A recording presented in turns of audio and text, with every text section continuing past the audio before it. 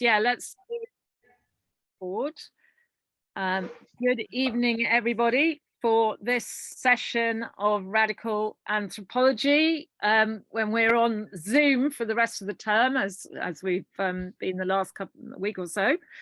And today we're welcoming Deon Liebenberg from South Africa, and he's having to endure a rolling blackout, which is why he's appearing rather dark on his screen, but he promises that he's going to come into the light very shortly. Deon is a research fellow at University of Stellenbosch's Africa Open Institute, and he's currently doing a PhD in visual arts. And it's a very interesting cross-disciplinary move by Deon to apply an understanding of myth, ritual, and cognitive evolution to thinking about art and mimetic performance. So he's talking about mimetic performance, cognitive evolution, and mixed creatures. So over to Deon. Hi, good evening, everybody. Okay, firstly, before I start talking about mimetic performance and cognitive evolution, I want to say that there are going to be three layers to this talk. Firstly, I'll talk about mimetic performance as part of the evolution of language and how that possibly impacted on, well, culture in general and myth and ritual in particular. Then I'm going to talk, but firstly, I want to say that I don't think the impact that it has is fundamental to myth and ritual or religion as such. It plays a rather peculiar role, and you'll see what I mean by that as I go on. The next stage, I will link what I've said there to what I've studied previously concerning the relationship between the human menstrual cycle and the lunar cycle, and the type of cosmologies that have evolved around that. Thirdly, I'm going to talk about patriarchal transformations of that type of cosmology, which is really my favorite thing to look at, because you can go into it in so much detail, because everything that is recorded, most of it is in that form. Okay, let me start first, before I go into the mimetic theory. I'm going to start with a myth that I'm going to come back to in various stages. It's a 2P myth treated by Claude Lévi-Strauss in the second volume of his mythologies. It's called The Origin of Night. And I must say they don't know which particular 2P speaking society told this myth. It was recorded by Couto de Magalhães in 1876 or something. But it's an incredibly interesting myth. Basically, what happens is you've got the daughter of the great snake. She's got married, but she cannot consummate her marriage because she needs night to have sexual union. And there is no night. There's only perpetual daylight, because her father, the great snake, keeps night captive under the waters. So she sends 3 messengers in a canoe to go and fetch night from the father, and he gives it to them and say, in a sealed container, a sealed palm nut. And he says, do not open this palm nut, whatever happens, until you get back to my daughter. As they're on the river, of course, they hear this sound from inside, and they want to open it and see what's going on. And first they say, no, they mustn't do it. The sound comes back, and eventually they can't resist it, and they open it right there on the river. Immediately night escapes, flies out, and darkness falls for the very first time. When this happens, the daughter of the night sees what happens, and immediately she realizes what's happened, and then institutes the regular alternation of day and night. But now what happens as night falls for the first time, a very dramatic event takes place. Human artifacts like baskets, a basket turns into a jaguar, a man in his canoe with the paddles turn into a duck, the paddles become the feet and so on, etc. And all kinds of things becomes bird and fish and so on. I'm going to come back to the seal container and the great snake and the daughter and the lack of sexual union and all those things later on. First, I'm going to relate this, but I want to focus on this episode where cultural artifacts turn into natural things. There's another myth that's very common in Amazonia called the wooden bride, told by the Kubaya, the Warao, and the Waiwai, and several other societies, in which a man, he gives his daughter as a bride to the protagonist, but this daughter, he carves her out of wood. So she's a wooden sculpture, a bit like Pygmalion does, and makes her come alive miraculously. And he goes off, but he discovers that he can't consummate the marriage because the father neglected to carve the appropriate opening, a vagina.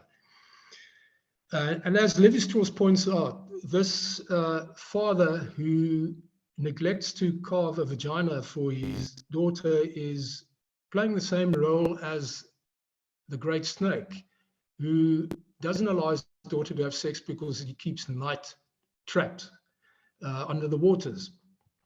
And as we'll see later, that seal container and the wind bride's sealed womb are really homologous concepts. Okay, we're going to come back to that in the end. What I want to get into now is this whole phenomenon of cultural objects, of generally culture that in myth has precedence over nature. This is a very curious concept, and you get it in all kinds of, in its very simplest form, you get it in involved sorcery, where a cultural performance, a man, for instance, sticks a pin into a little effigy, a doll that he's made that resembles his victim or has some of the victim's hair and fingernails or whatever, in the belief that the harm it does to this doll will be visited on the actual person. So a cultural event is followed exactly by the natural event that he believes will follow. You get the same thing in rituals to control the weather, like rain rituals, etc. You get it in all kinds of societies at all kind of levels, you can say, and you get it in creation myths where the first humans or the first animals were either carved out of wood or they were modeled out of clay. In other words, they were like works of art that have precedence over the natural thing, the animal or the bird or the fish or the human that they represent. So this reversal of the normal order where through mimicry you create something, you carve something or model it out of clay, or you act out the behavior of an animal, this is reversed in this type of way of thinking.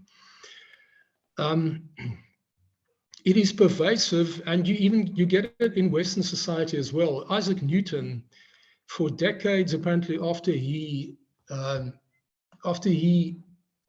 published his Principia Mathematica, which is his great scientific masterpiece, he searched for the plan to the Temple of Solomon, because he believed that that is the most accurate guide to the topology of the universe.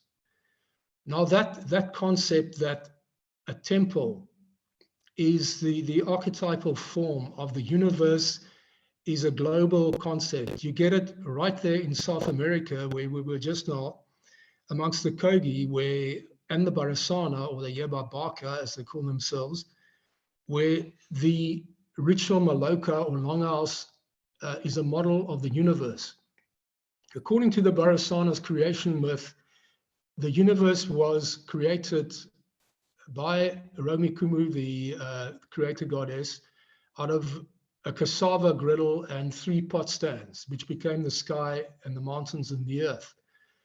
The Kogi universe is basically, you could say, based on the temple that was created by the Great Mother, who created all the things in the universe inside this temple, which is also a womb.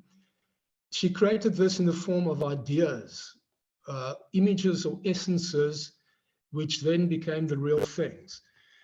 You also get that in Northwestern Australia, where Chris gave a talk on dragons a couple of months ago, in which he also talked about the Mungan culture of the Wabilak and the Yulungur, the giant snake, and the Earth Mother, the Wabilak sisters, and so on. Now, right there in Northwestern Australia, you get amongst the Unumbal, you get a giant snake who is identified with the Milky Way, creates different things in his mind as dream images that he projects in the form of paintings onto rock surfaces and into caves, and they then come alive and become the actual animals.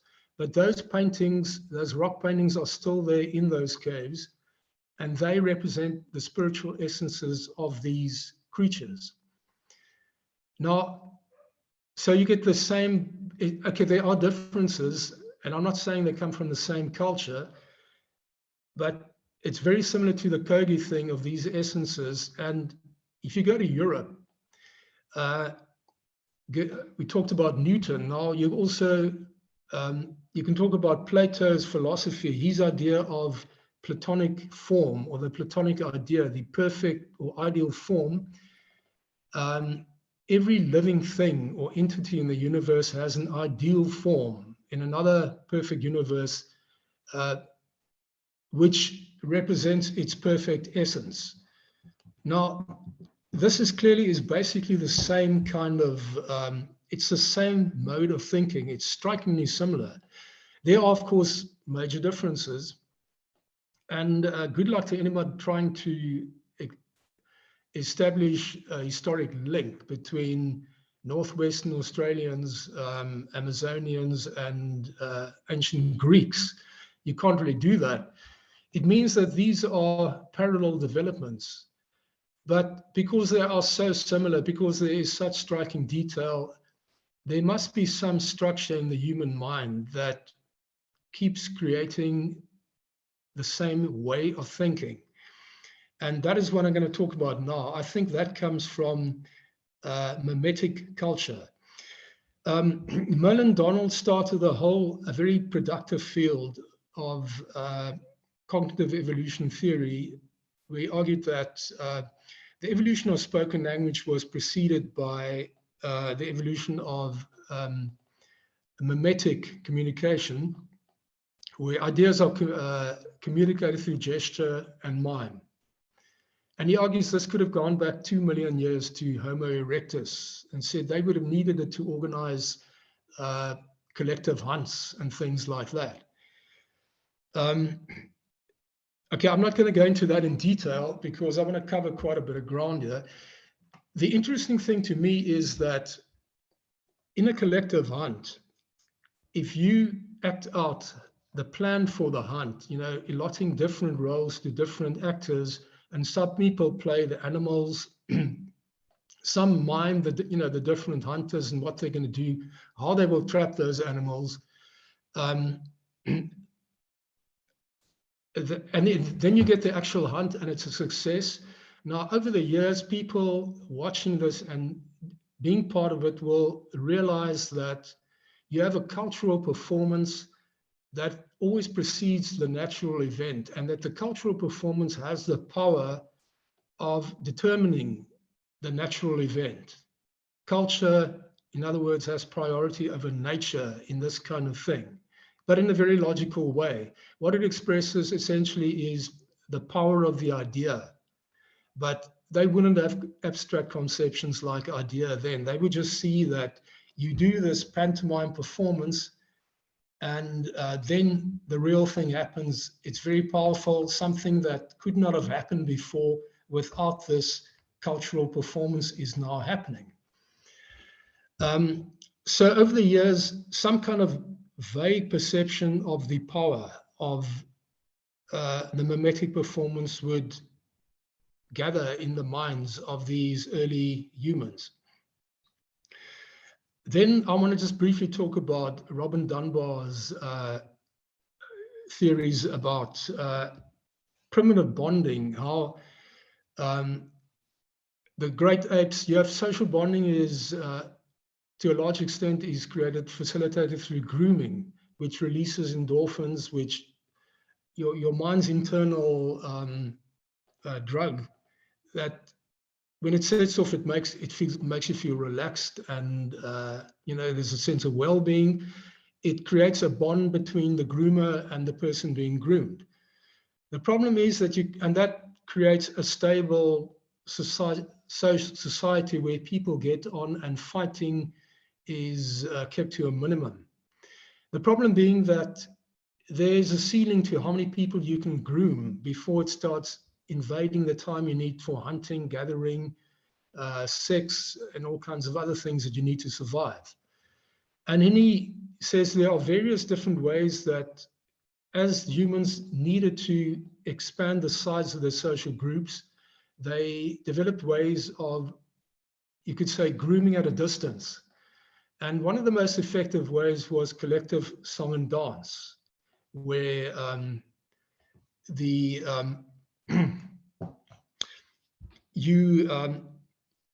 it's been experimentally shown that collective synchronic movement like dance or rowing and so on releases endorphins. And collective song and dance can, after a long time, as in a trance dance, can even create a kind of endorphin rush, which can arguably lead to ecstatic states. And he goes on to argue that early immersive religion, as he calls it, is predicated on that endorphin rush to a very large degree. Now, what I'm going to talk about is something, I think immersive religion would be a later thing. I'm going to talk about something earlier and simpler, where your collective dancing and the endorphins that it releases and that sense of group bonding, the well-being that it creates, that could have been used to a certain extent to cope with crises, because as the human mind developed, people would have become increasingly aware of the fact that there's a future, a past and a present, and that there are uncertainties that come with that. You can see that that person just died. One day I'm also going to die. Or more simply, just that human existence is very precarious, that you don't know if the next hunt is going to be successful. There might be a drought. There are all kinds of things that can go wrong. And, oh, sorry, before I go any further, the pantomime, once it was successful as a means of communication, there would be pressure on it, what you can call linguistic pressure, to streamline the pantomime for ease of usage and ease of entry and access, so that you'd start using signs and actions that are abbreviated and streamlined, and they would become increasingly arbitrary and conventional or conventionalized. In other words, they become increasingly like normal or like spoken language, which means they will lose their iconicity. What that means is that the original pantomime, which was perceived as being powerful, would become obsolete. And the argument that I'm trying to make, that the pantomimic performance, which so resembles your vault sorcery, where a cultural performance is believed to be followed by an actual natural event or a real life event. How would that happen? Because of the fact that mimetic performance would lose its iconicity fairly rapidly, meaning that the original pantomime would no longer exist or be perpetuated to perpetuate that perception of the power of the pantomime, unless it was given another function which was adaptively powerful enough to make it perpetuated right into modern times. And Min Donald says that there's still lots of, particularly in the arts, theater, a lot of song and dance, things like that, which is essentially mimetic. A lot of fine art is mimetic, etc. I think what happened is that it was combined with collective song and dance, which was to release endorphins for group bonding, to create something that could ward off, which could create a psychological buffer to the insecurities of life. On a very simple level, for instance, instead of just doing a pantomime which has a realistic function very early on, in times of crisis and uncertainty, the perception of the power of the pantomime would be combined with the sense of well-being and security that you get from the group bonding and the occasional endorphin rush that you get from the collective song and dance. So that what you, and also another thing that comes in here is that the pantomime that you do, whether it's for a collective hunt or whatever, is essentially a piece of fiction. And Tock Thompson has argued that storytelling would have evolved at this early stage out of pantomimic communication. Because it is essentially a fictional event that you are witnessing, it frees you up to create something that is entirely fictional. And this means you can create a fiction which has a wish-fulfilling function. We still go to the movie or the theater to see something in which you can see your wishes come true. You know, the good guy wins, it has a happy ending. Now we might think, you know, that's just nice entertainment, but it might have had a very vital function many years back, when there was no religion to promise to people there's an afterlife or there's a God protecting you or anything like that. If you take the perception of the power of the idea or the power of the pantomime to make the real event happen, and you perform that in you combine it with collective song and dance, so that people get the sense of, they are buoyed up by the sense of we are all dancing together, this group bonding, the endorphins that are flowing. It's like getting drunk together or having drugs, so that you extend the sense of the power of your pantomime, your cultural performance.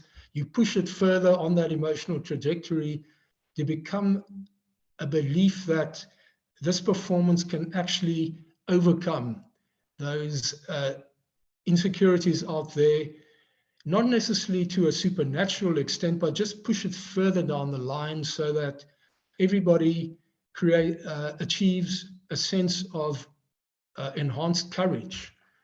A bit like the Dutch courage of a group of people who go to the pub on a Friday night and they've had a hard week and they get drunk with their mates and they get this Dutch courage and, you know, they feel they can face the world. It's a way of dealing with the uncertainties of life, because even if you have this powerful idea that can help you organize a hunt and organize other things, you will know from experience it is still a very, very uncertain thing. And if you can go into that hunt with this additional confidence that there's something extra to this power, that you experience it under this endorphin rush, that it's an almost magical thing. It's not quite a belief in the magic of vault sorcery that you actually think if I prick this doll that animal is going to die, but you are moving in that direction enough to keep this ritual or this collective pantomimic song and dance going as a regular routine in crisis times, or just regularly to get people through the hard times. Now, okay, so that gives you, that moves towards a basic type of magic ritual as you get involved sorcery. It also lays the ground. I think if this carried on from very early on for, say, over 1 million years, or I don't know how long it would be, that would become hardwired into the human brain as an adaptive strategy. And the perception that culture has this precedence over nature would be a fundamental feature in human thinking. Now, if you then turn to much later, where you have shamans, for instance, who one of the features of their shamanic power is the mere ability to transform into an animal. And when they go into on their ecstatic flights, say during a trance dance, now that act of transformation or metamorphosis is actually almost identical to a very simple act by a mama who becomes an animal or puts on a mask and an animal skin and then starts acting out the role of that animal. And you can see how the one could be related to the other. And also, if you look at myths about the trickster, who's the central denizen of the mythic age in hunter-gatherer cultures in many parts of the world, one of the central features of the trickster is that he is a shapeshifter. He can transform himself into animals, into objects, into a leaf or a stone. He can change his sex, he can change species, his age, all kinds of things like that. You can see how that could be related back to this tradition of pantomime. Okay, I have to immediately say though that it does not, it explains something about where that can come from, but it cannot explain the whole idea of what we're talking about here. When a shaman transforms into an animal, everything, the ideas, the cosmology that goes with it, there's a lot more to it than simply, you can't, in other words, you can't say this is simply something that evolved out of pantomime. And that takes me to the next step in this whole talk, which is the relationship between the womb and the moon. Now, this, everyone watching here would be familiar, I think, with Camilla, Chris, and Ian's theories about how the relationship between the menstrual cycle and the lunar cycle was used in establishing a culture that's egalitarian, and which women were given support by other women to enable them to raise children with larger brains, and how they were supported by their menfolk to ward off roving alpha males, and how this would be powerfully adaptive in creating, as I said, an egalitarian human society. This, I think, is essential to, fundamental to what it is to be human. And I can't quite figure out yet how what I've just been saying meshes with this whole idea, but I'm sure there's a way of doing that. It's just going to take more hard work. What I'm going to talk about, and I'll leave it more to the experts that I'm looking at here now. Ah, the light's just gone on. I can get rid of these candles. Okay, right, that's better. Actually, there's not much. Let me just put on another light, excuse me.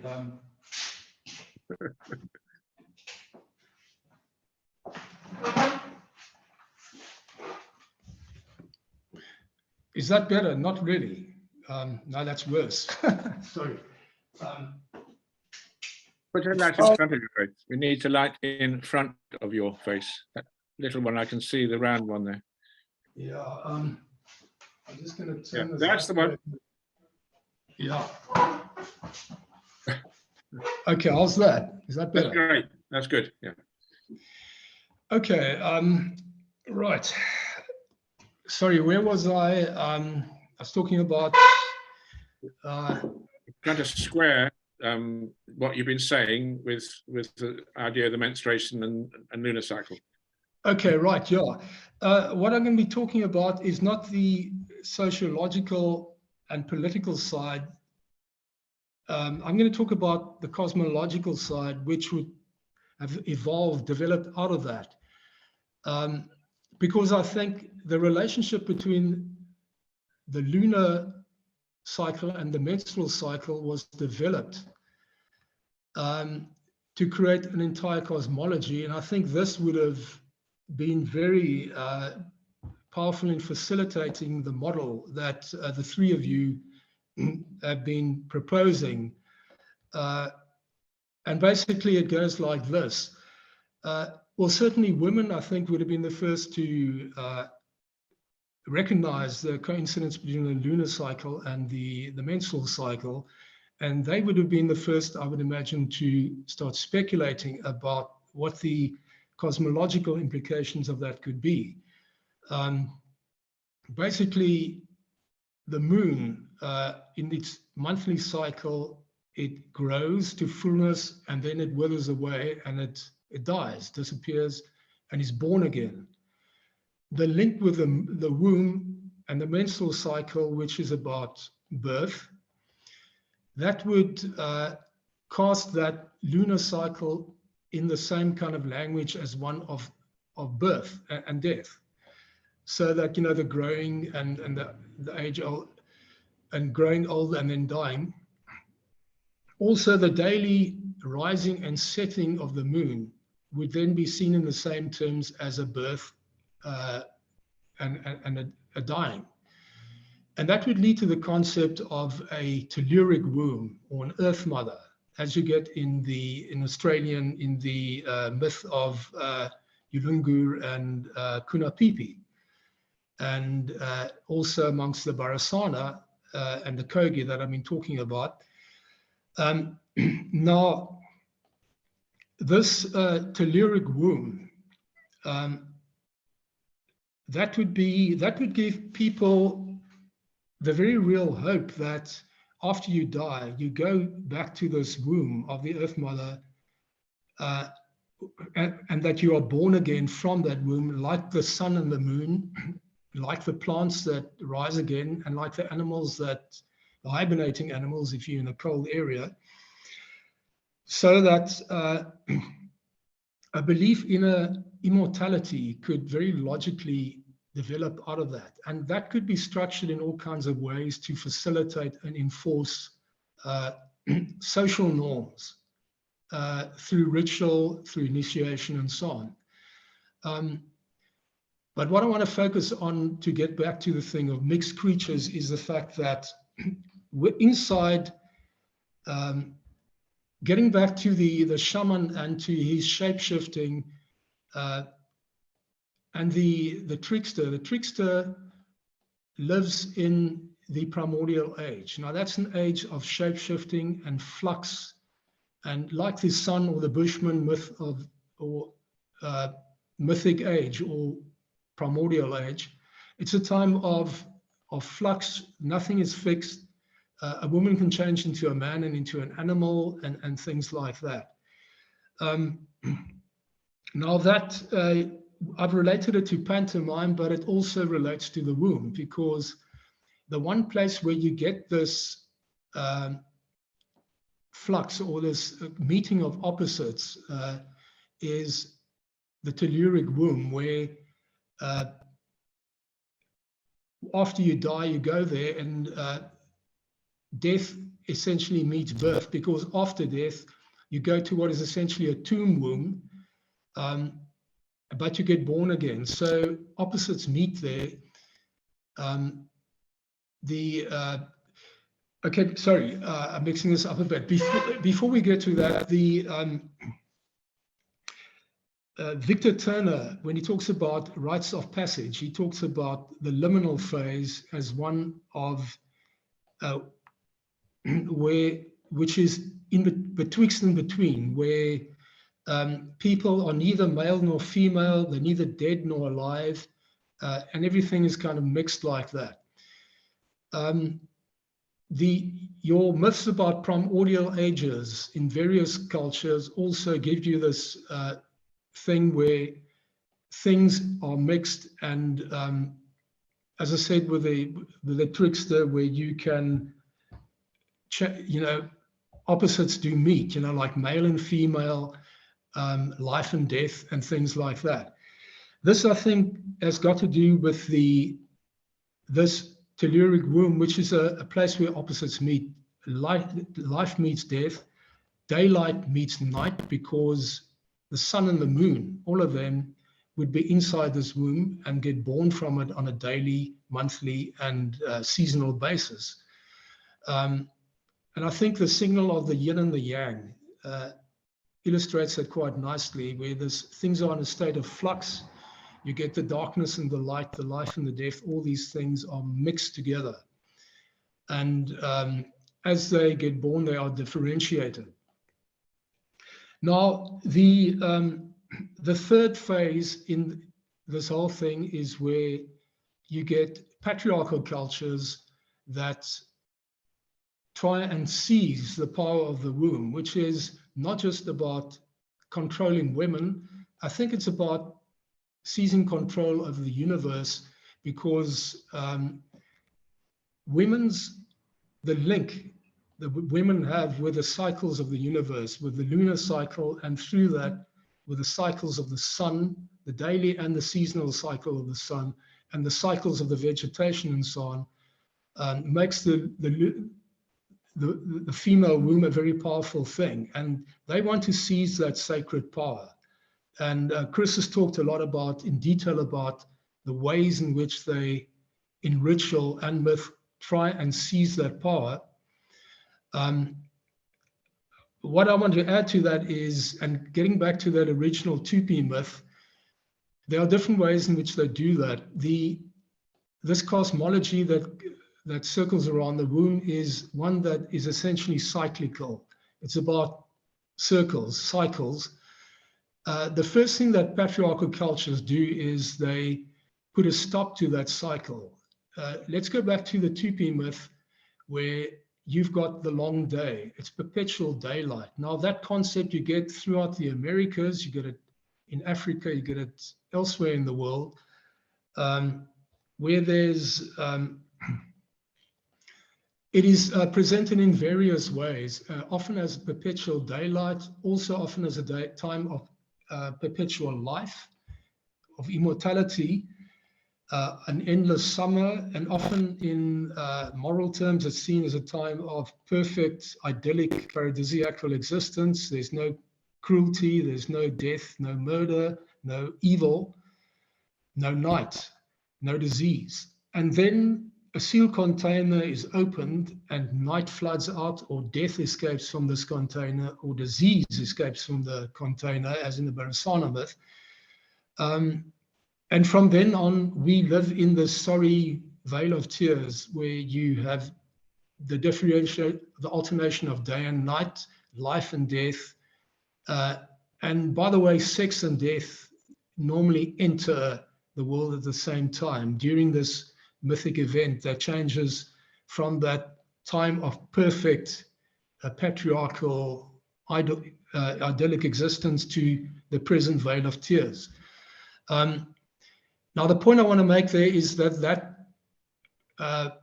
primordial age, idyllic age, it is presented in terms of what is idyllic about it is defined by its sheer lack of periodicity. It is the lack of periodicity that gives you everlasting life, that gives you a blissful, everlasting summer, everlasting youth, lack of evil, lack of disease. So I would argue that that is a patriarchal stratagem that denigrates the womb and the cosmic power and the social power and functions of the womb as it is related to the moon. In one swoop, patriarchal culture, by blocking up that womb, making it without a vagina, they give you a perfect existence in which none of that stuff exists. The vagina doesn't exist. In some myths, it's women that don't exist, or others, it's simply sex that doesn't exist. And once a vagina is created, death often comes into existence as well, and the alternation of day and night. So this denigrates the power of the womb. You get an alternate, you might say, but there are alternative myths in which you have a primordial age, which is an endless night or the long night. And this is often the mirror image of the long day, in that it is a time of endless suffering, of vast, overwhelming mortality, where people are constantly dying from attacks by all kinds of things, even crickets and grasshoppers, so that they prefer to just commit suicide en masse. You can also say that the visions of hell, it's like a long night. Like night trapped by the great snake under the waters is like an underworld where night is trapped. That underworld could be, like an underworld where death is trapped, or where the souls of the dead are trapped, and they can never be reborn again. The old belief in going to the womb so that you can be reborn has been cut off. It's been sealed off, so that that womb to which you are welcomed back by the Great Mother becomes an endless nightmare of hellish suffering. So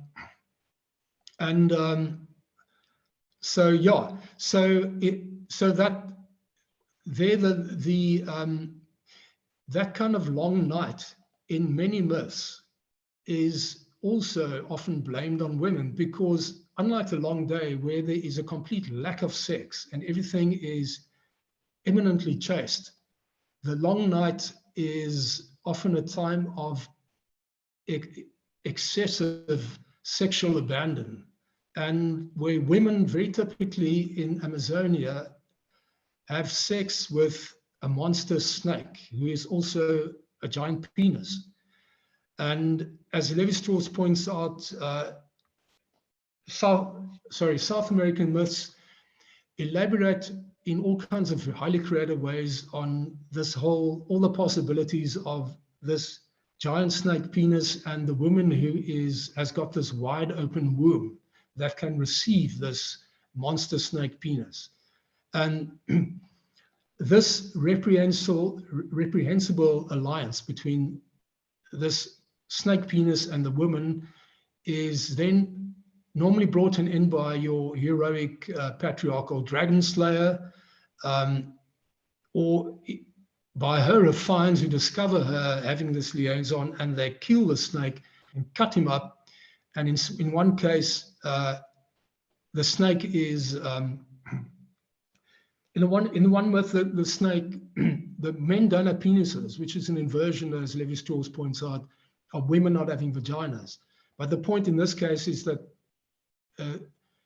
the snake is cut up by the demiurge, and the pieces are handed out to men as individual penises, so that this giant penis, which facilitated this uncontrolled wild sex with women during the long night, is now domesticated for marital use, under strict law of patriarchal rule in the second age, the normal age. So once again, The womb and the sexual functions thereof are denigrated because patriarchal control is needed to impose order and differentiation and moral values on the functions of the womb, as well as the penis and so on. Right, so, okay, I'm seeing I'm just almost going over time there. I just want to quickly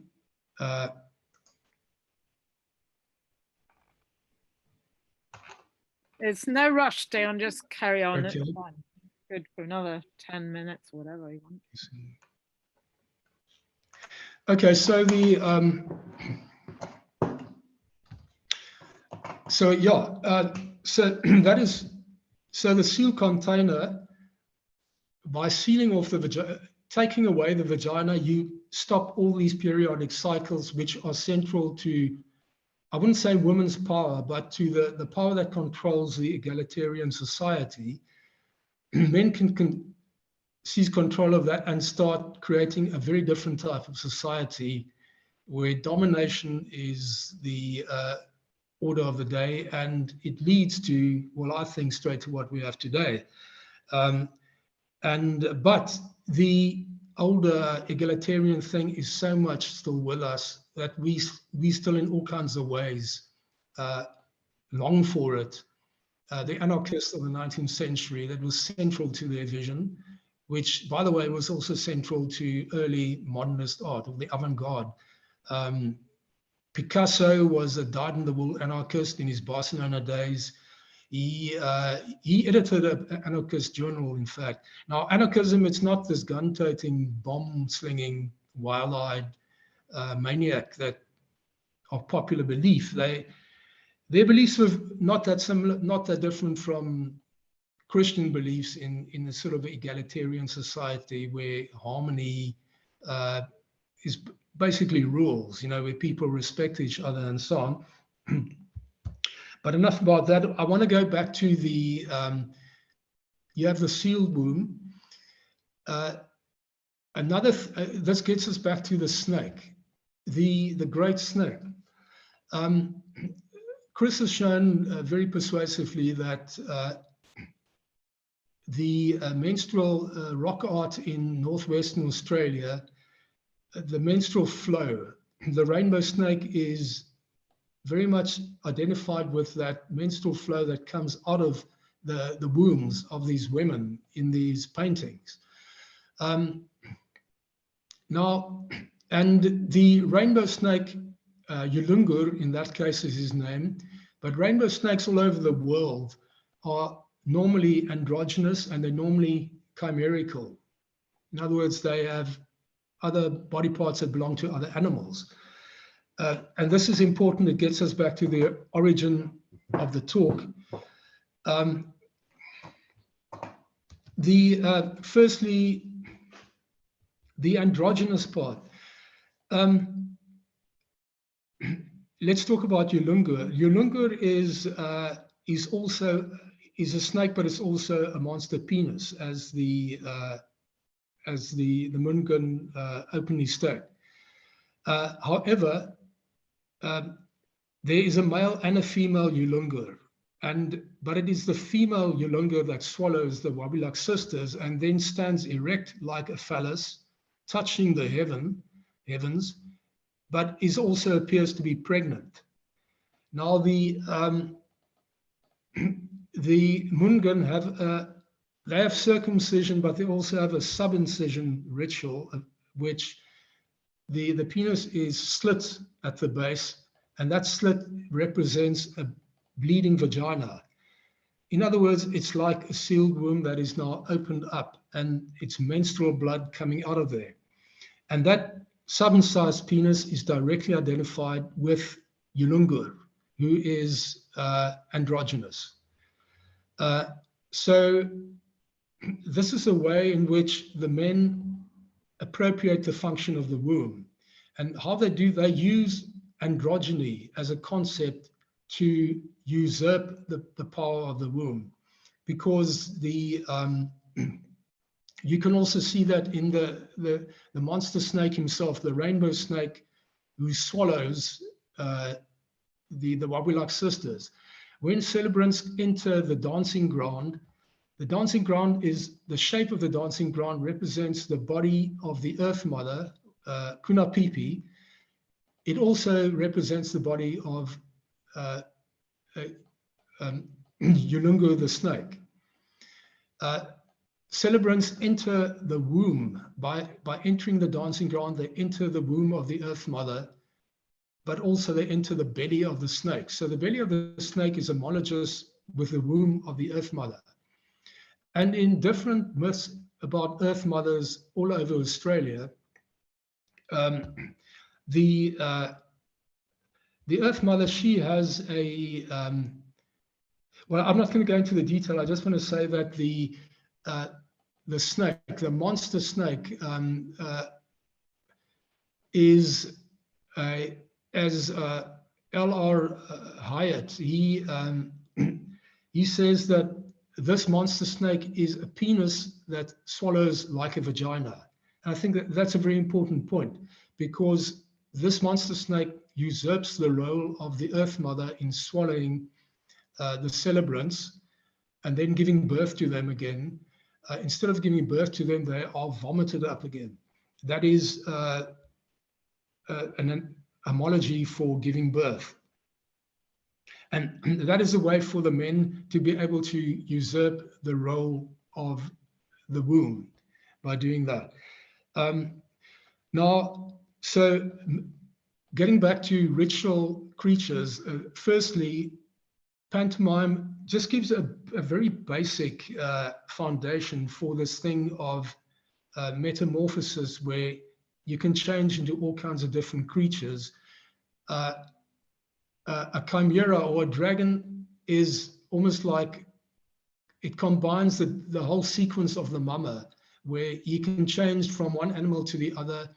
The dragon is all those changes seen at once, you could say. But it takes two stages. You need the matriarchal stage, where you have the state of flux within the womb to create the sense of, sorry, this is one thing that I kind of skipped over, primordial wholeness, where when you enter I must apologize. Let me just go back. I'm going to go to Africa now, but it's the same in Australia where we've been.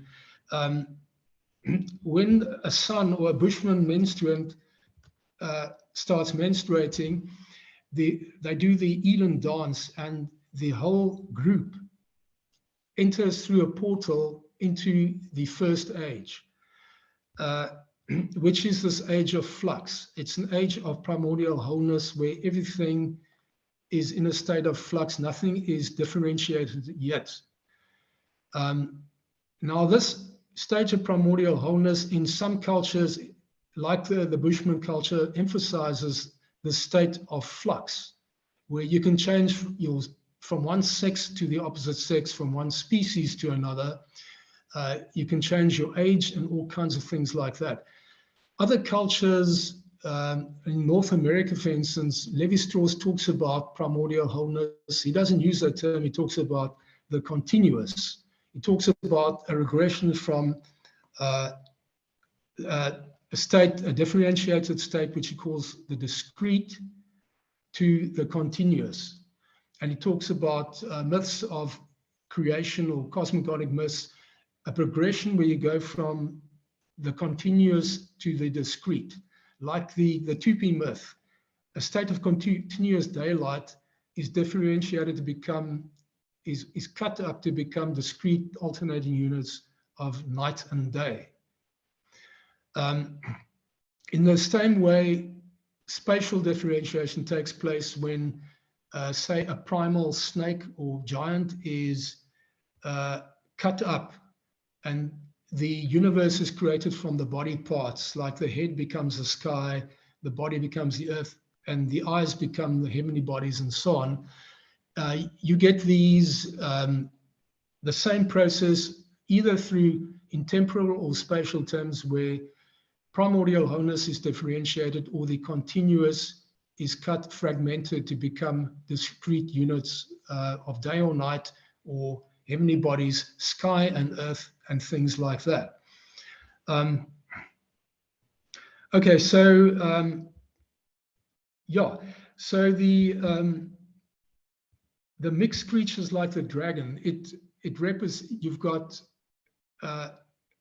the mixture of the sexes. It's androgynous. You get mixture of different species, and then you also get the thing that often this dragon, like in the Babylonian myth, is cut up, and the hero Marduk cuts up this female dragon who is, she's not androgynous, but her belly is teeming with androgynous figures, and also with chimerical figures that combine the body parts of all kinds of animals. And she is cut up, and from these body parts, he creates the heaven and the earth. So that differentiation, the separation of the continuous, which is represented by the continuous form of the snake, very admirably, that creates the differentiated patriarchal universe. Right, so in other words, to talk about a mixed creature like a dragon, I've had to go through 3 different stages in evolution. And I just want to say again, the first stage and the second stage are not necessarily sequential. I'm not saying that the stage in which the cosmology and the culture evolving around the womb and the moon is a later development than the pantomimic one. I think they're 2 that combined. At what stage and how they actually combined, I haven't been able to figure out. But you get those 2, and then what is definitely a later stage is the patriarchal one, where the matriarchal thing is transformed and turned against women so that men can control the narrative, to use a contemporary cliche. Okay, right. I think I hashed it a bit at the end there, but I think that kind of wraps it up. Let me have a drink.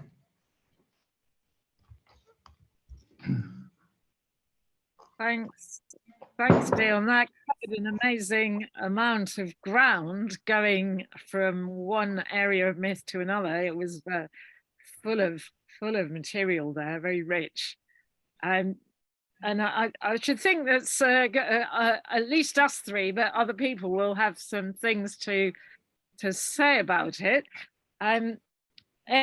Who would like to come back first with any questions or comments? Anybody? Chris, you keep jumping in and out. I don't know if you want to start, Chris. I don't know. It is unusual for me to keep jumping out, but I do keep jumping out. Yeah, sorry. Did you want to say anything there to help Deon try to bring it together? Okay. I don't know. Yeah, I don't know if you feel like. Okay, I mean, absolutely marvelous, Deon. I would say 99.7 or something. Absolutely with you. Really brilliant. And there are some sort of ambiguities, I suppose. Some places where I think the argument could go your way or kind of the other way. So, for example, when I looked at the poem, it's the wives of the sun and the moon, it seemed to me that the male view was of a risk, actually, of fixity. In other words, it seems to me that there was a kind of feeling that once women had been prevented from going back to their kin, their blood every month, that loss of periodicity might involve endless summer, fixed summer. And in order to prevent the disaster of endless dry, endless heat, endless sunlight, you have the sun dance, where, of course, the men kind of replicate some of the things which occur in the myth, namely they're suspended between heaven and earth, they're bleeding from their breasts by pulling these huge sort of skulls of bison around. and by bleeding, they're trying to cause the rains to come and blot out the sun. So this sun dance, the famous sun dance, is of course a rain dance. So I'm just, when you're saying that the male ideal is for fixity, eternal life, you know, and eternal happiness and eternal good, and get rid of the bad, I agree with you. I mean, I think because that's the result of it all, you do get this fixity. The patriarchs are forced to kind of celebrate it, but it's also pretty clear to me that when the rituals are being performed, mostly the real fear is precisely the consequence of this fixity, in terms of, like, when you die, you may stay dead, for example, and so, and when it's summer, it may stay summer, and of course, you know, so there's a terrible fear, I think, that patriarchy does what it, of course, it actually does, which is to stop the fundamental clock, which is kind of has been the meaning of life since life on this planet began. We are an Earth, Sun, Moon system, and as soon as you start producing, like, it is endlessly on, no one seems to have an off switch, that's a sign that we're burning up the planet. But it seems to me that the patriarchs who construct these myths have actually always been, at least part of their brains, I suppose, aware of this downside of their own rule. So that's just one thing. I mean, there's lots of other little minor points. It's actually, I may have made a bit misleading in blood relations, but if you read it carefully, I do try to make a distinction between the Yongu, the Mergin, the way they bleed, which is through the arm. They cut a hole in the arm, and further south in the central desert area where they do the subincision. Is that actually the Mergin don't bleed from the penis, they bleed from the arm. And that's an incredibly minor point, and it's of no special theoretical interest. But I mean, there are one or two other things. I mean, I just say one thing. I mean, as far as I'm aware, trickster stories mention that they have happy endings. I'm not sure that's true. I think the trickster stories have the most absurd endings quite often. In some ways, they're kind of, everyone laughs because the trickster's, you know, made an absolute fool of himself and stuff. But I'm not quite sure that the happy ending idea quite works with hunter-gatherer tricksters things. There's certainly a lot of laughter, but the endings are all, can be any which way round. And of course the humor is pretty dark, the kind of dark humor. It's not certainly not anything. I'm sure you'd agree with me, Lou. It's nothing like a Hollywood style happy ending, and put it that way. And I'm sorry, and just one more point. It's just that, okay, and this is, I suppose, the main point is, yes, I was very heavily influenced by Merlin Donald, the making of the modern mind. All that stuff is really had a profound influence on me. It was a brilliant lot of work and so on. But of course, what's missing really is why, given that animals need reliability in their signals, why, you know, the whole point of animal signaling is the listeners are looking to be sure they're not being tricked. They're looking for a reliable signal, a hard to fake signal. Under what circumstances and why exactly did faking it? That's what mimesis is. It's like pretending to cry, pretending to laugh, pretending to be upset.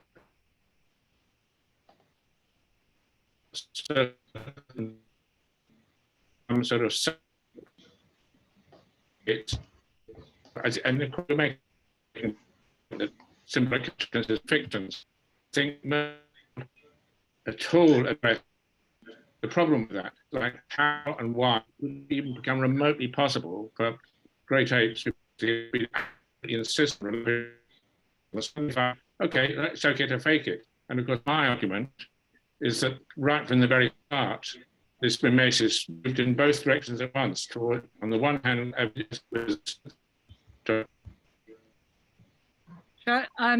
Chris, shall I try and say it because you're breaking up a lot? Oh, Chris just yeah. Okay. I think are you able to say it because you're breaking up a lot? Well, I'll just say the last little bit. I mean, my model was that right from the very start, as women, it signal to the opposite sex, wrong time, Chris, it's not working. It's not working. Shall I try and pick it up? Yeah. Yeah. Yeah, I think what I was going to say something similar to what Chris is just trying to say, but I hope you can hear me easier. Yeah, I can hear you. Yeah. So I think Chris's model, which we've been working with for these last 2 or 3 decades, has this idea of the relationship between ritual and speech, and that the two things kind of have to co-evolve, ritual, speech, co-evolution. So even though Merlin Donald is talking about mimesis going to iconicity and conventionalization, okay, that's just one side of it. The other side of it will go to a crystallization of very elaborated ritual signaling. And Chris has characterized those as, on the one hand, very cheap, on the other hand, very costly. But you kind of need both of them to talk to each other. So then I would not agree with an idea that the pantomime is obsolete. It isn't obsolete. It's absolutely vital matrix for speech to be reliable and trustworthy. Another person who says this also is Rappaport, Roy Rappaport, very strongly brings that over.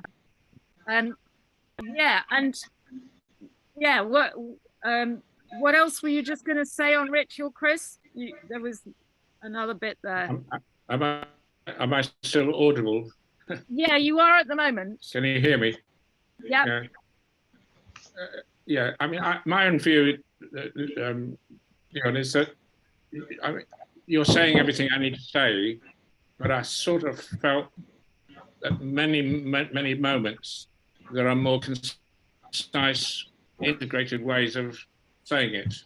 So for me, as soon as you've got the females resisting alpha male dominance by dancing and singing with their blood, they're already turning into animals. You don't need a sort of separate explanation for these mixed creatures, as you call them, and it must already be happening. And already, as leading animals, and they're exactly, you beautifully put, they're already acting out in a model that the real hunt, which is secondary. So just as you say, you make a wooden woman before you have a real woman or daughter. This is what happens. Women, in order to get men to go hunting, they act out being bleeding, say zebra, and then of course you want the actual zebra to bleed. But when the actual zebra bleed, the women want men to be respectful of that zebra and its blood, just like they're respectful of those women. Otherwise, the men may not bring the meat back to get cooked. So I felt sometimes we needed to have been working together more frequently, more regularly, because you've gone many ways wider and further than I have with your explorations. But in some cases, I thought you could have kept the simplicity of your models in a way which I sometimes felt we were in danger of losing. Okay. Thank you. Yeah, no, that's, I'd love to work more on that with you. Can you hear me? Yes. Sorry. Yes, absolutely. Yeah. Absolutely. Yes. Yeah. I mean, as I'm sure you know, the wings. Sorry, you could try turning off your camera to help the sound. I probably said enough, to be honest. Yeah, I've said enough. Sure. Okay, we can pick it up. Can anybody else who'd like to come up with something for Deon? Do you want to go in? Ian? Yeah. Studying Deon's pieces anyway. It's it's just one point I'd pick up. Fairly early on in your talk, you were saying sort of good luck to anyone trying to trace historical connections between these commonalities that you're identifying in Africa, in Amazonia, and Australia. And in a sense, doesn't that come down to our conception of history and its depth? Particularly in the last 30 years, we now understand that we became a symbolic species, by which I mean shared fictions of the kind you're talking about, in Africa, relatively recently, sort of somewhere 150, 200,000 years ago, didn't leave Africa until, or at least our modern representatives, they have all the DNA of migration out of Africa in the last 70,000 years. Now, we've already got evidence for, well, let's put it another way. The hallmark of our migration out of Africa is the habitual use of red ochre wherever it's regionally available. You know, the first occupations of Australia, of the Americas, and of course, when we move into Europe and replace the Neanderthals, this is what we see, sort of habitual use of red ochre in presumably primarily in ritual performances. And of course, we have a theory about what those performances were about in terms of what they were referring to, this logic of female coalitions and so forth. But more recent, I mean, that's been sort of fairly speculative, but we can now see sort of deep time depth in more specific symbolic cultural traits, like, for example, the use of ostrich eggshell beads in maintaining exchange relationships over vast distances in southern Africa, going back 30,000 years, or you know, changes in bead shape, sort of indicating commonalities between East and Southern Africa going back 50,000 years. And the rock art specialists in Australia sort of identifying the rainbow snake and that cosmology going back 6,000 to 10,000 years. So it is legitimate, it's increasingly legitimate to talk about deep history. So that's not saying that a lot of what you're saying is kind of, I'm not sure if I'd use the word hardwired, but it was certainly part of the package that we took out of Africa in the first place. So in a sense, why shouldn't we treat that as deep history? I think that's, and yeah, I'll leave it there. Yeah, no, thank you. I agree with what you said. I must just I think I said it rather crudely. What I meant was that the kind of elaborate, sophisticated levels of, say, Platonic philosophy and Kogi cosmology and the Unambal cosmology, the deep history, it would have transmitted basic ideas up to a certain point, but beyond that point, it would have had to develop independently. So it would be a combination of a transmitted tradition and parallel developments, and that there must be some element of a hardwired, a structural predisposition to, see culture as having this priority over nature, although it would be transmitted culturally as well. You know, every time, it's in things like architecture, celebrations, art. There's this implicit message that somehow this work of art is more important than the thing that it represents, and so on. So it's actually it's a complex and layered issue. But I'm glad you pointed that out. I didn't mean to say that it's completely just a hardwired thing, but what I meant was it's that some of the finer details are definitely not part of the same tradition. Sure. Okay. Anybody else? Or we've lost Chris again. Maybe just pop in there by. I'll come back to you, Mike. I'll just pop in there by saying Yeah, we slightly, with our model, we slightly oppose any idea, which Levi-Strauss had, that myths are representations of structures of the mind, because we prefer an explanation that the myths are in some sense mirroring pantomime sequence, which becomes ritualized sequences, and they're mirroring a process, a social process, rather than something that's kind of fossilized in brains, and that this is a much more dynamic, much more flexible, especially when you think of hunter-gatherer, mythology, the way that metaphor is so flexible, one thing turns into another to another. Yeah, I kind of respect what you're saying about nature, culture and nature, because that's always been a very fundamental opposition in so many cultures. But I'm not sure that we concur about the Levi-Strauss kind of hardwiring on the brain so much as this is coming out of a shared, I agree with parallel development, a shared process that so many cultures retain, that either that process or the memory of it. And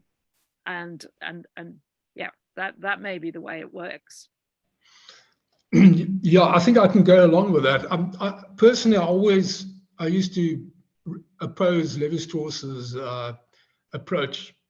The same thing. I try to explain it in terms purely of cultural transmission, but as I carried on, I just got more and more respect for his way of thinking, and then I started trying this, and I thought, okay, I think this could work. But I agree with what you say. I'm much happier actually with a more dynamic approach, where something is deeply grounded in the culture and it is transmitted endlessly over time. But as I say, what do they call it? Gene cultural evolution theory does propose that the cultural landscape determines the evolution of the human mind, and so it is something to bear in mind. There could be an element where but yeah, it does become a kind of a black box thing where, I mean, we're not brain surgeons. We don't actually know what's the structure of the human mind.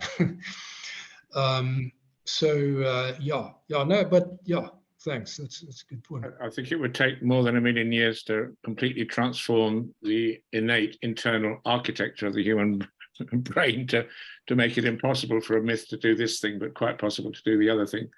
And of course, the critical point is that ritual is inherently conservative, because, I mean, I've been heavily involved in Samba over this part of the world, and it's just that every time, even today, I was part of helping get Samba as part of political activism way back in 1967, and it just came out of my college. Actually, we had about 4 different numbers.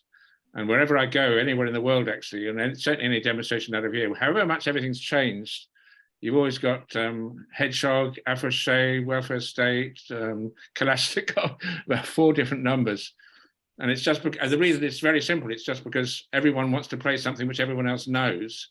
And anything new, half the people won't know it. So there's a huge pressure against any kind of innovation. Okay, Mike, you had your hand up. Yes, thank you. I had to clarify the relationship between the concepts. You mentioned the oneness, and then there was like a stage of femininity, and then you mentioned some appeared to be a stage of and being androgynous. And did these come in different stages at different times, and what order would they have come in? I think the last 2, the feminine, and then the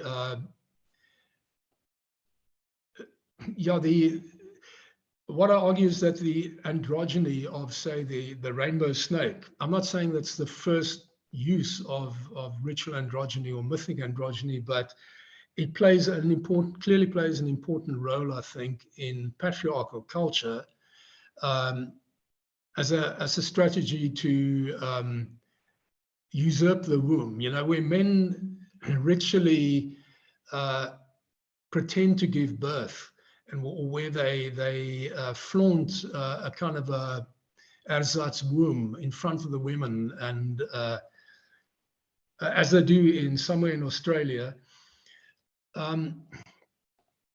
This is something that would be a later stage than the feminine stage. But the feminine stage, where you have everything circling around the lunar cycle and the menstrual cycle, is not necessarily a middle stage that is preceded by the pantomimic stage. Those are, I see them as two things that somehow mesh together. As I said, I haven't figured out how or when that would have happened. And I'd like to talk to you people a lot more to try and, you know, about that. Yeah. Okay. Does anybody else want to, Mike, did you want to come back, or is that okay? Yeah, I would say that what you just said reminds me of Zeus giving birth by putting the baby in his thigh. So that Yeah. seems to be a hint of that. Yes, typically, or yeah, and like Athena is born from Zeus's brain, from his head, so that his brain is effectively like a womb, you know. And I think it indicates that the male creativity in his mind is the counterpart, or the kind of a answer to the creativity of the female womb. Because Athena being the goddess of culture and wisdom and all those things. Yeah. Well, Chris, you had spoken. Jacob, did you want to have something? And then yeah, I just, on that, my concern with that part of the lecture was that it's putting the agency into the male of the species. And so once you have the abstraction of female reproductive power and potency, and that connected to the moon and to universal cosmic potency, that's saying that's when the men came in and stole it with these myths. It's neglecting where the abstraction came from first, and why, and the pressures environmentally, why those abstractions were necessary and who they were for. And so the rainbow snake, before it was appropriated, was for the female coalition to protect all women by taking menstrual blood and applying it to everyone, whether they're menstruating or not, to create a blanket abstraction of female potency, of you do not cross this line, that then also protects the children. So then we're looking at agency and human culture coming from a different part of humanity, which, if we're looking at where do we go from here, I think changes our focus. But it seemed very male focused in terms of culture coming from men. Also the example of hunting, and that mimesis came from learning how to hunt. That's a group of men creating culture. And again, we're not looking at what the women are up to and what the children are up to, and the environmental pressures to grow those giant brains and the resources necessary to do that, and the resources being social as well. Creating coalitions, and how do you create coalitions? Well, you have to have an abstraction. So that seemed to be, that's where Reg really could inform the connection to get to the patriarchal counter-revolution. great. Thanks, Reg. Yeah, that's good. Yeah, did that make sense, Deon? Yeah.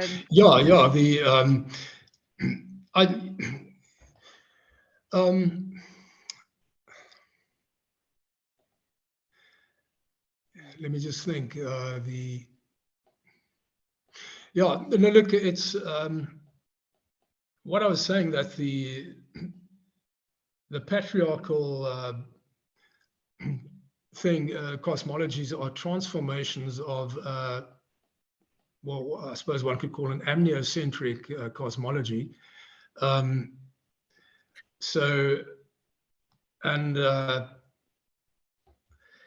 It's not, yeah, it's not an abstraction. I mean, I didn't go into all the details, but that would have been, yeah, based on observations of, lunar cycle, menstrual cycle, and ordering human society around these cycles in various ways, very concrete ways.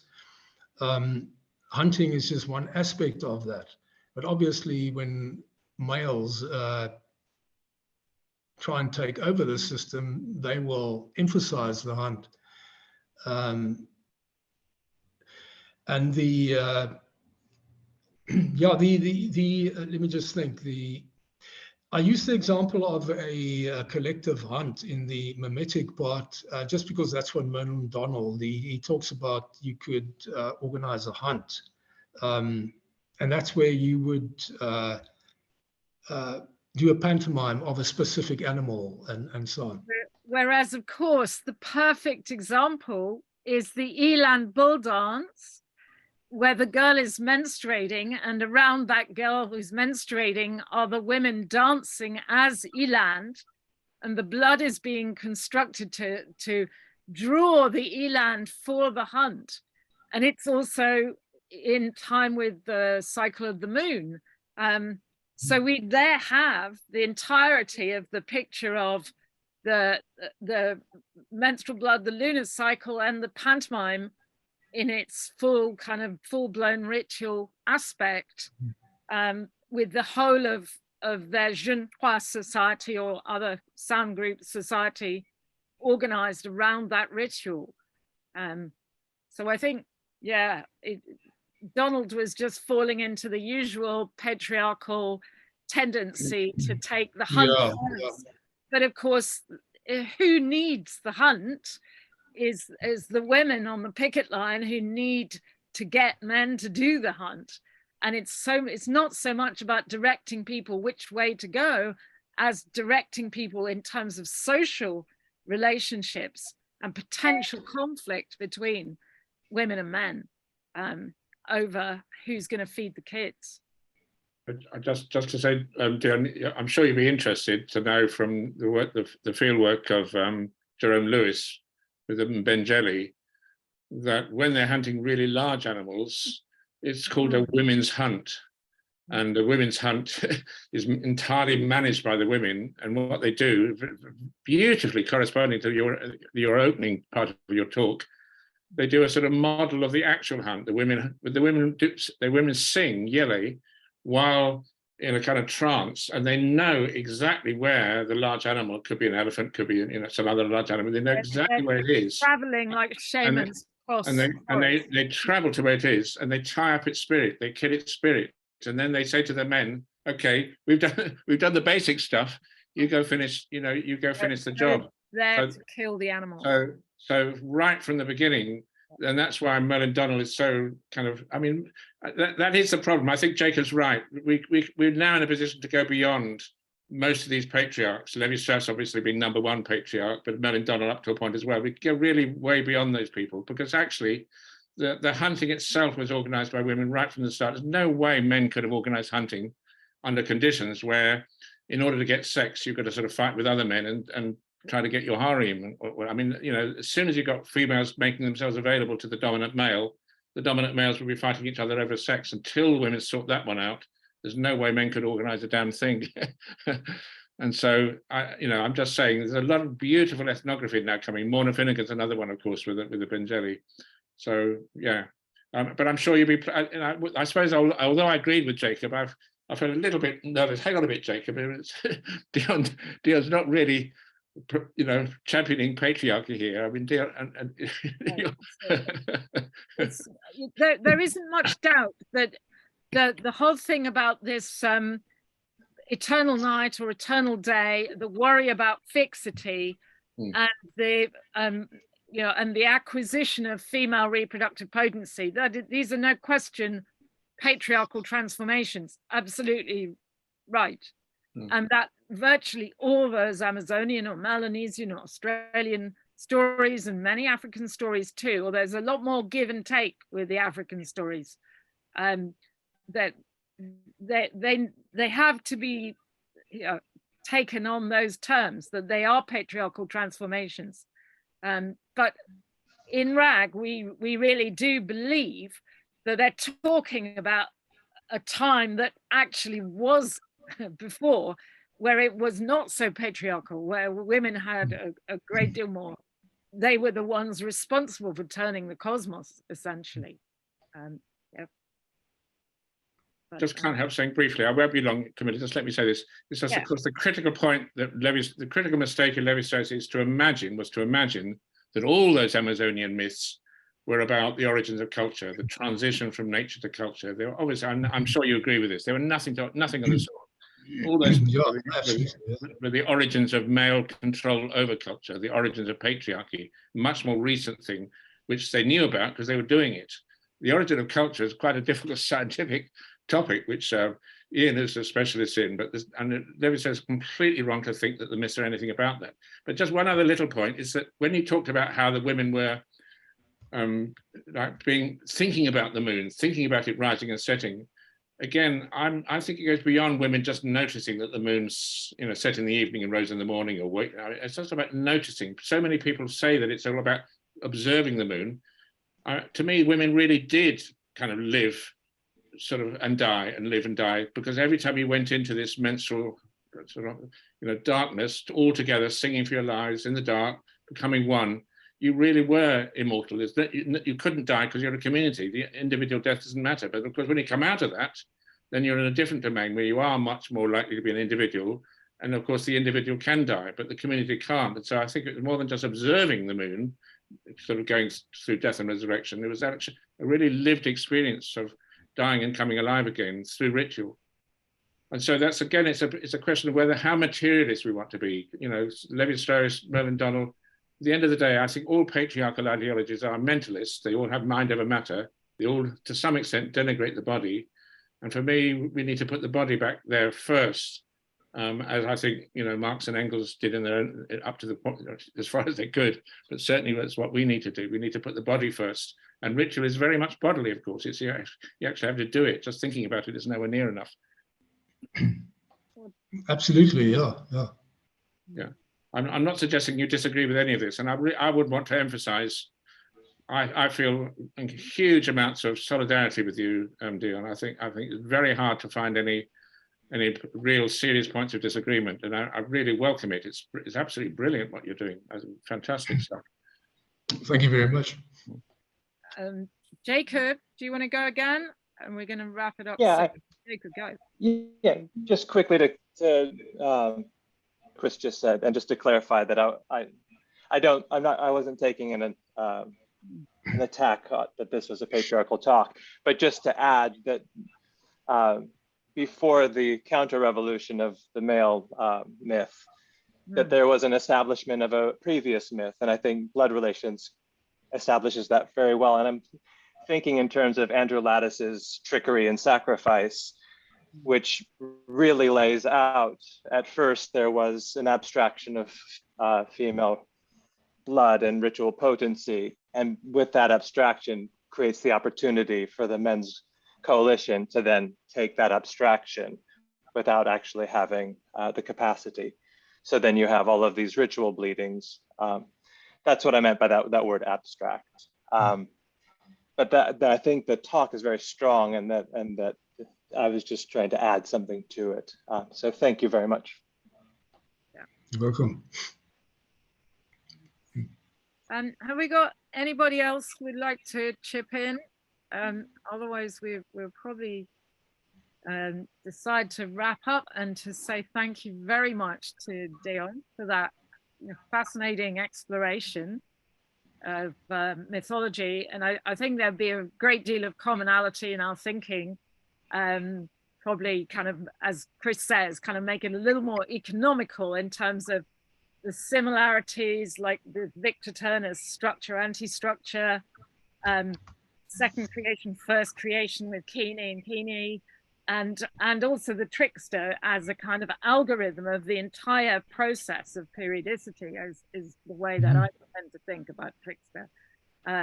But yeah, they're all representations of something highly similar that was this lunar cosmology is my view, but you know that because you've read some of my stuff from the articles on source cosmology. We got, Mark Pizzato, you wanted to have one last word?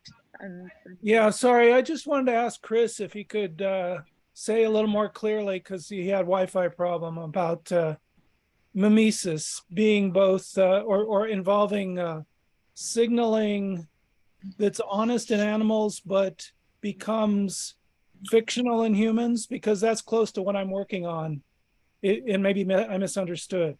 Well, you have a group of you making a noise, and if you meet with resistance, like the listeners don't want to hear it, you have to amplify, repeat, add some song and dance, multicolored display.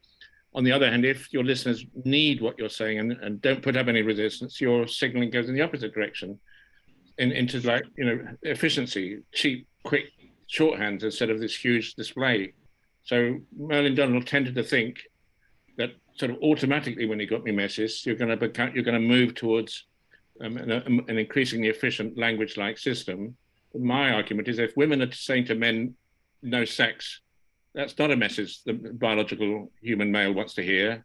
And this, you can't just say, "No, darling, not this evening." You're going to have to put up quite a song and dance to get the males to bloody well understand no sex until you go and get it to zebra, come back with it, and think about it. So, and it's only that success in that endeavor, this powerful ritual endeavor, that will produce inside the group sufficient trust for the pressure towards cheap, low-cost signals, namely words, to even have any meaning at all. Words would be completely useless in the rainforest with chimpanzees, because they are cheap. They're just they're cheap words, and you need a lot of trust to take any notice of them, and the trust would come from the costly signaling. Mark, if you were in the Becoming Human on Saturday, weren't you? Yes. So the next one, if you can get to the next one, Chris will do more about language, and we'll talk about this much more specifically. And so this relationship between ritual and language, we're going to have language and laughter going on. So language and laughter go together, yeah. Language and laughter. Thank you for thank you for organizing all of these too. Thank you. You're welcome. It's great to have you. Right, I'm just going to say quickly about next week, before we can then say thanks and goodbye to Deon. We have next week my old colleague from University of East London, who is Mark Jameson, and he's going to be taking us back to the early days of COVID, I'm sorry, with conceptual tools from anthropology for thinking about early reactions to COVID-19. So this is going to be thinking about, people's capacities for magical thinking in relation to COVID. So yeah. So do come back for that one. It's again Zoom only, so you just have to log in, and the details you had tonight will work next week as well. But otherwise sign on Eventbrite if you want the reminders which we send out. So thank you very much. Thank you so much to Deon for the talk. And we hope to be in touch again and see more. Definitely, yes. I look forward to that. Yeah. Great. Thanks very much. Really very strong talk. Thank you, Deon. Yeah. Thank you very much, Chris. Thank you, Deon. Okay. Very interesting. Thanks a lot. Thank you. Thank you.